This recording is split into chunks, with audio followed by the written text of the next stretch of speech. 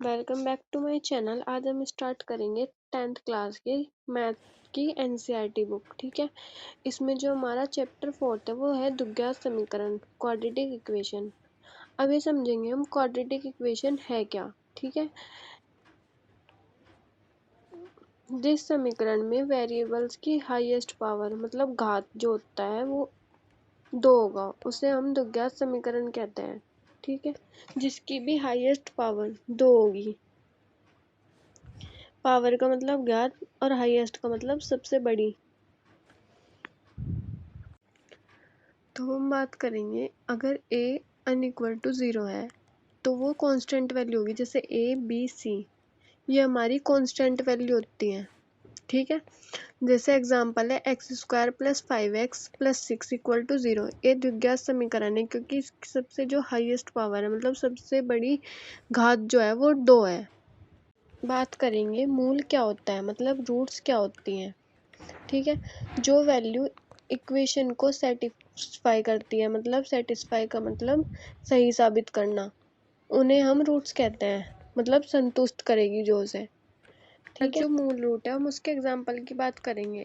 X square minus 5x plus 6 equal to 0। ठीक है, x minus 2 और x माइनस 3 इक्वल टू 0। इसका जो हमारा फैक्टर होगा वो 2 और 3 होगा। अब हम बात करेंगे गुणनखंड विधि की, फैक्टराइजेशन मेथड। इस स्टेप से बात करेंगे।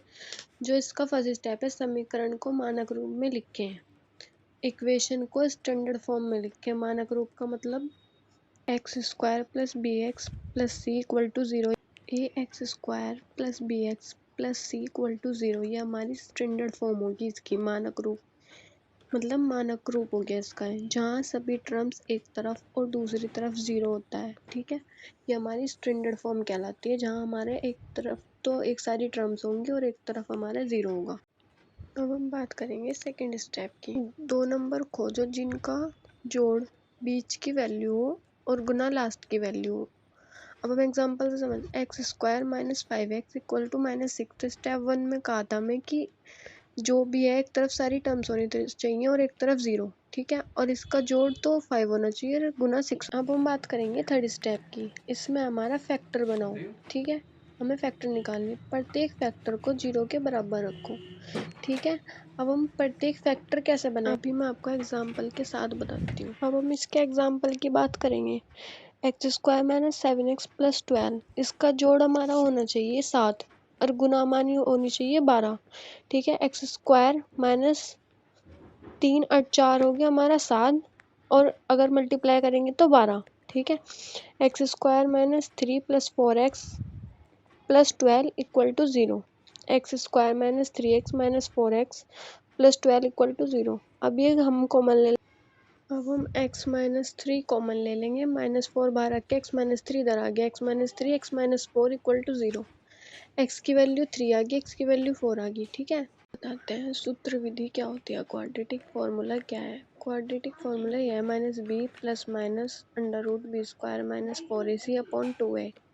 ठीक है, अगर हमारा किसी भी तरीके से फैक्टर नहीं निकलता है मतलब नॉर्मली, जैसे मैंने बताया नॉर्मली नहीं निकलता है, तो हम इस फॉर्मूले से निकालने की कोशिश करेंगे। ठीक है,